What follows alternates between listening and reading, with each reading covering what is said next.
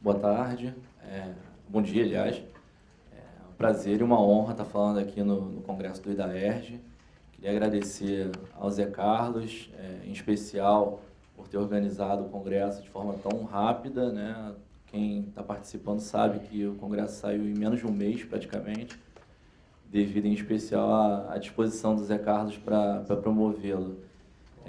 Queria também dizer que eu estou especialmente feliz por falar logo depois do professor Diogo, que para mim é uma grande honra, e uma honra inesperada até. Eu devo dizer que eu estou particularmente satisfeito de ouvir falar um pouco sobre direito agora, nesse momento, porque essas últimas semanas foram basicamente tomadas por discussões sobre política stricto sensu, né? Então é sempre bom dar uma relaxada em relação a isso. Mas o problema é que o tema que eu vou tratar é um tema talvez tão polêmico quanto, que é servidores públicos, né? E a questão aqui é que quando a gente normalmente pensa, e esse é o tema geral do Congresso, né, em mutações do direito administrativo, a gente pensa sempre primeiro em divisão de poderes, vem à mente a questão da regulação, melhores formas de você criar desenhos licitatórios, melhores formas de traçar desenhos contratuais, como dividir melhor o risco nas contratações do ente público. E muitas vezes parece que é só isso, porque em relação aos serviços públicos que são prestados diretamente, ou seja, aqueles que dependem diretamente dos servidores públicos em si, não se costuma falar muito quando se aborda o tema das mutações do direito administrativo ou do direito administrativo contemporâneo. O que poderia levar a gente a pensar que, então, está tudo bem com os serviços públicos que são prestados diretamente, né? Quando, intuitivamente, não é isso que a gente pensa.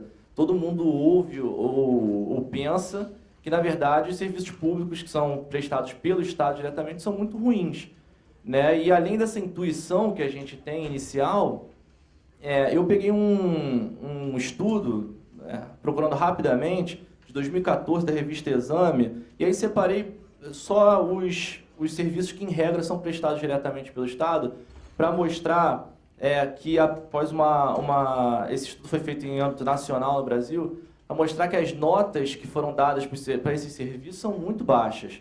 Então, por exemplo, o Serviço de Segurança Pública, de 0 a 10, recebeu nota de 3,64. O de Educação Pública, 4,56. O de Saúde, 3,73. O que mostra que, assim, os serviços públicos que são prestados diretamente pelo Estado estão indo de mal a pior, né? Então, assim, é preciso que a gente investigue o porquê que isso está acontecendo e talvez tente encontrar soluções para melhorar esse tipo de prestação de serviço.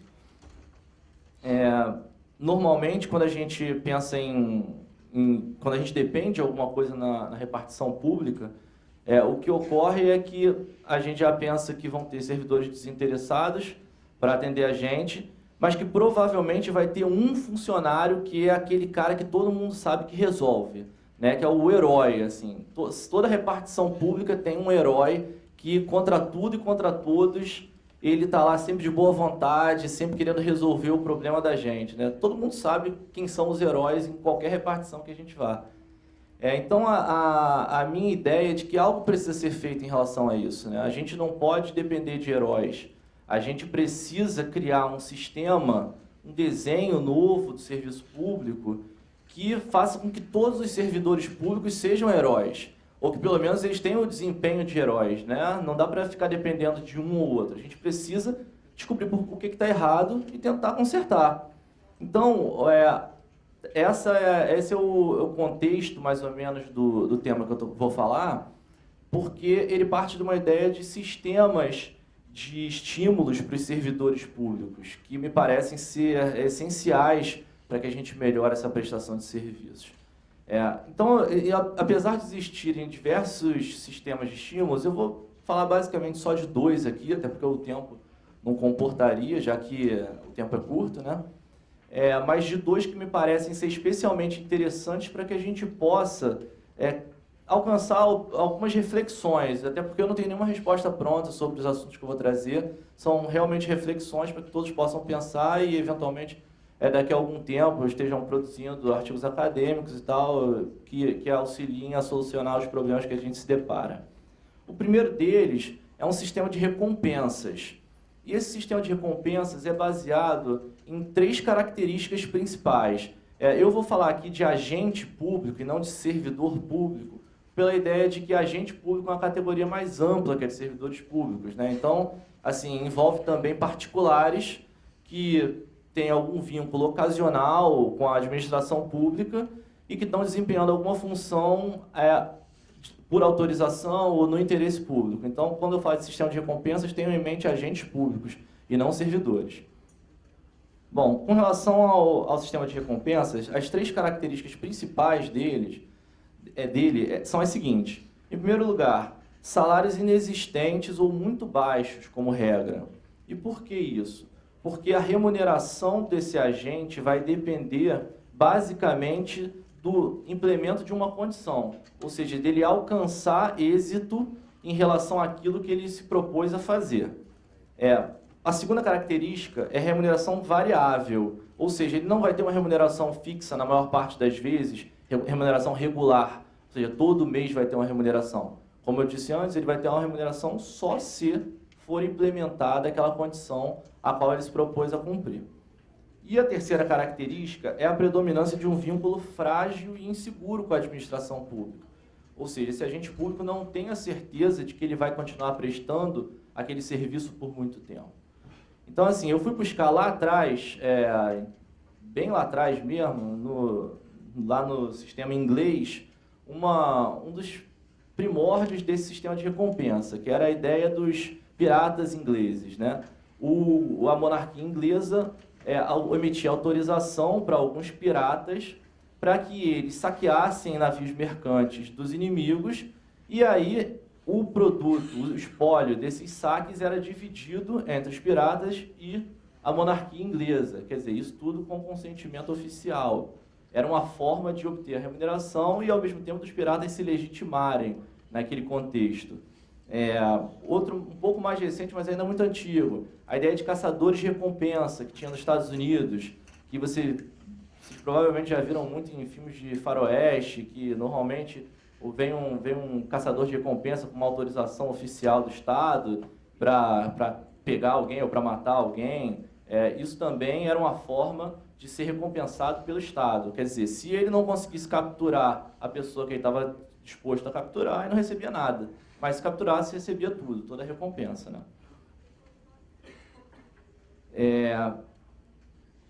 Além disso, um pouco mais recente, nos Estados Unidos também, posso dar mais 2 exemplos.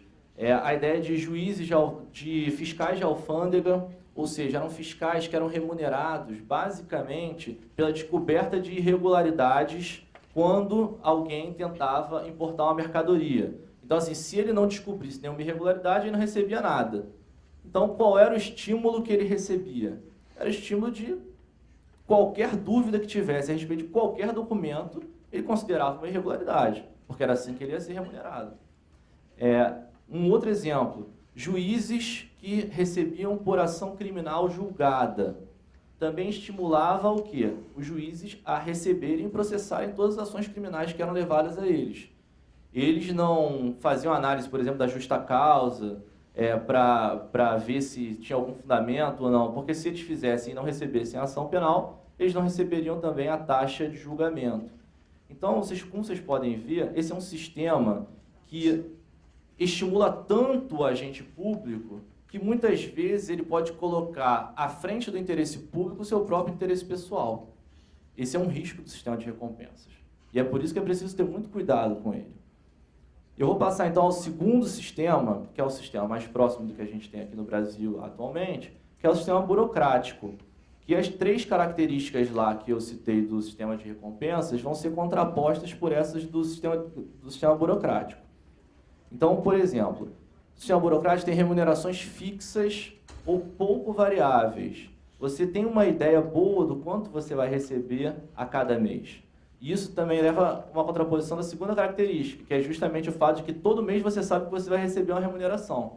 Não tem essa de esse mês eu recebi porque a condição se implementou e no outro mês eu talvez não receba. Não, você sabe de antemão que você sempre vai receber e vai ser uma remuneração em padrões razoáveis. E com isso você tem o quê? Uma maior estabilidade e segurança, porque você tem um vínculo contínuo com a administração pública. Você não precisa ficar preocupado com o seu sustento de amanhã. Você sabe que você vai receber alguma coisa. E essas 3 características do sistema burocrático geram 3 efeitos que me parecem muito nocivos e que me parecem, não são os únicos, mas me parecem os principais efeitos para que a nossa prestação de serviço aqui no Brasil não funcione. E eu vou citar esses 3 e vou fazer uma análise rápida deles. O primeiro deles é o enfoque principal em aspectos formais e em procedimentos. Não se preocupa tanto o sistema na entrega efetiva do serviço. Ele é muito mais preocupado em como esse serviço vai ser desempenhado pelos servidores públicos, que muitas vezes se limitam a cumprir os requisitos formais para o desempenho das funções deles. Eles não estão preocupados se a manifestação deles vai sair boa, se vai sair rápida, desde que tudo esteja em conformidade, dentro do prazo. Então, esse talvez seja um problema. A gente tem, por exemplo, como aí um efeito nocivo para muitas pessoas, a ideia no judiciário do cumprimento de metas do CNJ. Eu tenho certeza que muita gente já ouviu de servidores do Tribunal de Justiça ou de juízes que as metas do CNJ tornam inviável a prestação adequada, a prestação jurisdicional adequada. Isso, em parte, é verdade, né? Porque são tantas decisões que você tem que emitir num mesmo mês que não tem como você fazer todas com qualidade. Então, acaba havendo um atropelo e o resultado é que as decisões que a gente recebe como jurisdicionado muitas vezes são muito ruins, né? Existe uma insatisfação absoluta com essas decisões que a gente recebe. Evidentemente, as metas do CNJ têm seu valor também. Se não fossem elas, a gente talvez não tivesse nem decisões. Mas, enfim, é preciso que haja um comedimento aí. Outra coisa, por exemplo, na atuação da advocacia pública, você às vezes tem, em execução fiscal, por exemplo, você tem 2 prazos para cumprir. Um é dificílimo, de altíssimo valor, e improvável de se conseguir a vitória. O outro é de valor extremamente baixo, já tem jurisprudência pacificada contra você e tal. Mas o que importa no sistema burocrático é que são 2 prazos. Você não avalia se um é um prazo super importante e o outro é um prazo que não importa de nada e que você não tem chance nenhuma. O que importa é que são 2 prazos. Se você se dedicar muito para fazer o que é bom e eventualmente até conseguir uma vitória, mas você acabar perdendo aquele que era muito ruim e já estava perdido, você vai ser punido. Porque o sistema não distingue a qualidade de um e de outro, né? O que importa é você cumprir um requisito formal ali, você ter cumprido todos os prazos, não importa a dificuldade que você tenha tido para nenhum deles.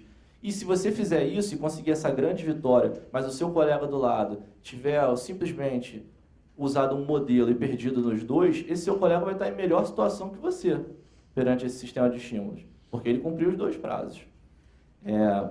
Obviamente, eu não estou defendendo aqui que ninguém perca prazo, mas é um exemplo extremo para que a gente possa entender como é que funciona essa questão.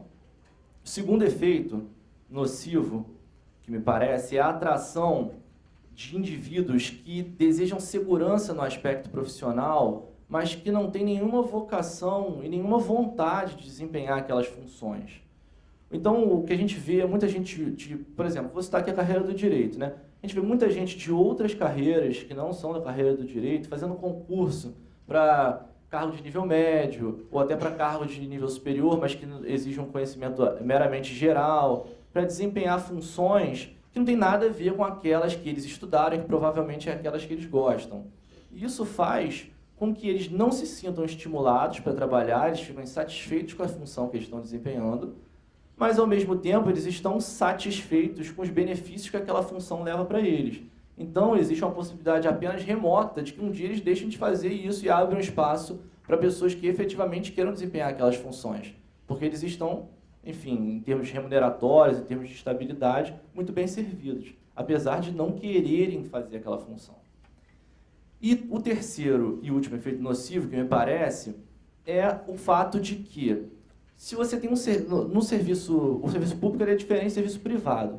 Se você tem um serviço privado que não está funcionando bem, se o serviço em geral não está funcionando bem, ou se os seus funcionários não estão trabalhando bem, isso está gerando um mau serviço, para o patrão, né, que é o dono do empreendimento, isso vai repercutir imediatamente.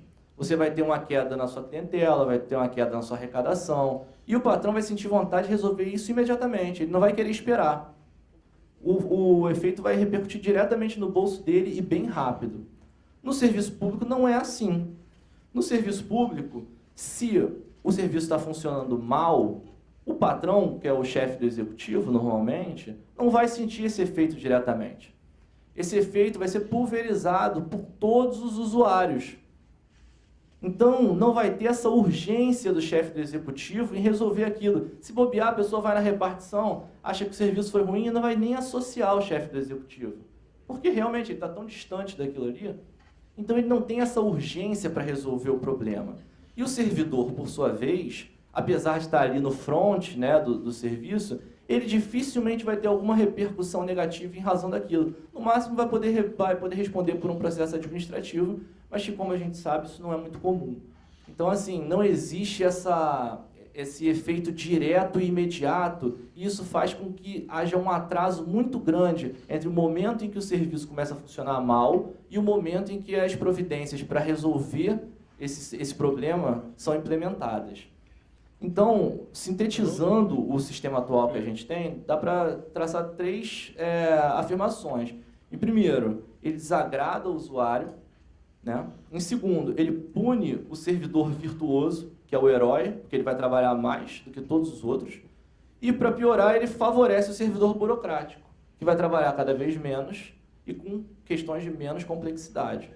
Então, assim, algo precisa ser feito. A gente não pode continuar dessa maneira. A gente precisa pensar em soluções que, no mínimo, busquem melhorar essa situação.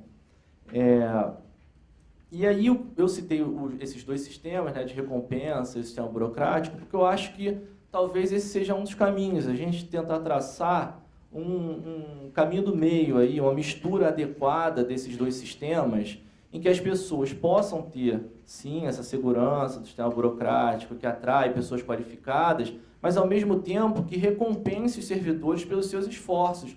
Porque a gente não tem como depender da virtude de cada servidor. A gente vem tentando fazer isso e já viu que não funcionou. A gente tem que criar desenhos que, independentemente da virtude de cada servidor, façam com que ele tenha um desempenho bom naquele serviço, né? Então, a gente já viu que o excesso de estímulos pode fazer com que o servidor coloque o interesse particular dele à frente do interesse público. Por isso eu falei em uma mistura adequada. Não pode ser nem um excesso de estímulos e nem uma ausência de estímulos que leve à situação que a gente tem hoje em dia, né? Leve à manutenção dessa situação. Então eu acho que, já estou me encaminhando para o final, já que faltam só 5 minutos, eu acho que assim, existem pelo menos aí alguns temas que a gente já pode começar a refletir sobre isso, como diz o próprio nome aqui da minha exposição, né? A ideia é mais reflexões sobre o sistema de estímulos, né?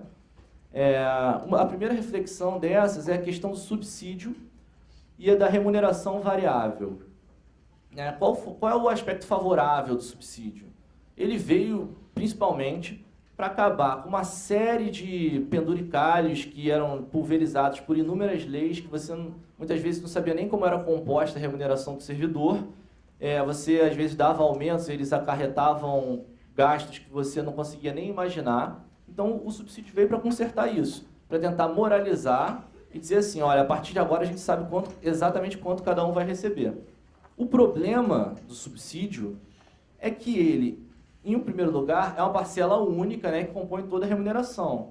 Então ele gera um desestímulo para o cara trabalhar melhor ou pior, porque ele sabe que no final do mês ele vai receber exatamente aquela parcela única.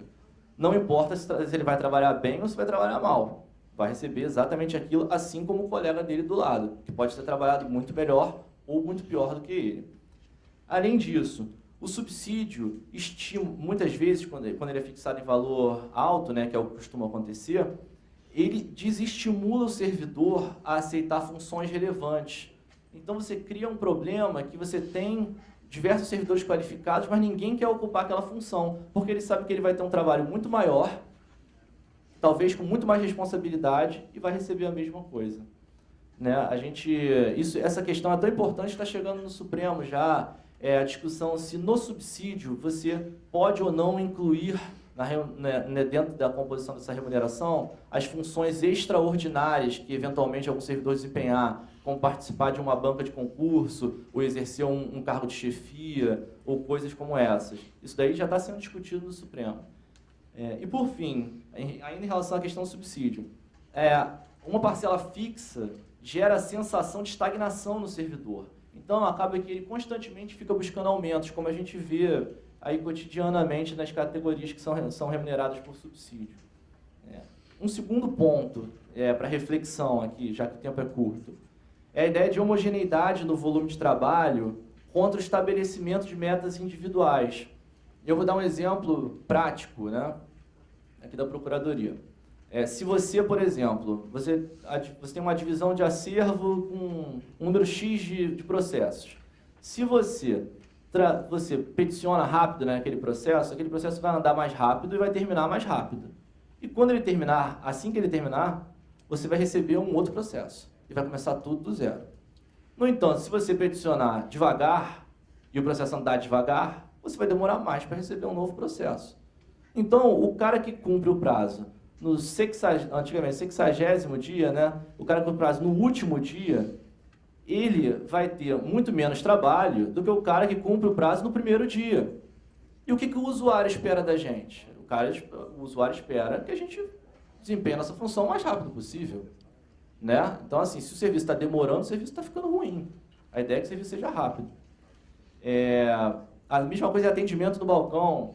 Tem muita gente que vai fazer atendimento ao público e fica lerdando de propósito para atender cada vez menos gente, ter menos trabalho, levar menos trabalho para sua mesa quando acabar o plantão. Então, assim, é uma série de coisas que a gente tem que pensar em relação ao estabelecimento de metas individuais. Né? Cada pessoa ter uma meta pré-definida ou uma meta de grupo para atingir, para que ele seja recompensado pelo seu esforço. Já que não vai dar tempo de falar de todos, eu vou falar pelo menos do terceiro aqui, que é a ideia de funções relevantes gratificadas. Né? E aí a gente pode dividir em 2 pontos. Primeiro, os cargos em comissão e funções de confiança são de livre nomeação e exoneração. E aí o que me importa aqui são as funções de confiança que são desempenhadas por servidores públicos mesmo. Né? Os cargos em comissão não precisam ser necessariamente. Mas aí no caso das funções de confiança, essa ideia de livre nomeação, apesar de nenhum outro direito ou dever na Constituição ser visto de forma absoluta, a gente ainda tem no direito administrativo a ideia de que a livre nomeação é livre mesmo, é livre de qualquer parâmetro, você nomeia quem você quiser. E eu acho que isso precisa de uma releitura constitucional. Né? É como se você não desse qualquer valor aos demais princípios constitucionais que regem o direito administrativo e simplesmente falasse assim, não, mas eu vou escolher essa pessoa porque eu quero. Não dá para ser assim. Na administração pública moderna não dá para ser assim. Tudo tem que ser justificado e tem que ser adequadamente justificado. Se você tem 2 ou 3 pessoas concorrendo àquela mesma função, você tem que, por critérios objetivos, dizer qual é que vai ocupar aquela função. Não é simplesmente você decidir e pronto. E o segundo ponto, aí para finalizar, é a ideia de redução de cargos em comissão e de funções de confiança. A gente encontra muitos lugares que o número de funções de confiança corresponde exatamente ao número de servidores naquele órgão. Isso faz com que não haja nenhum estímulo na melhora do serviço público. Porque, independentemente da qualidade que o servidor preste, ele sabe que vai receber uma função de confiança e vai receber mais por aquilo. Então, você tem que reduzir para que aquilo passe a ser um objetivo a ser alcançado por cada um dos servidores. Né? Não dá para você premiar todo mundo indistintamente. Enfim, o tempo é curto, o assunto tem muitos pontos importantes, mas, infelizmente, não dá para continuar. O que importa aqui, para ficar de mensagem, é que a gente precisa criar um sistema que não dependa de heróis, mas que todos os nossos servidores públicos possam prestar um serviço adequado. Muito obrigado.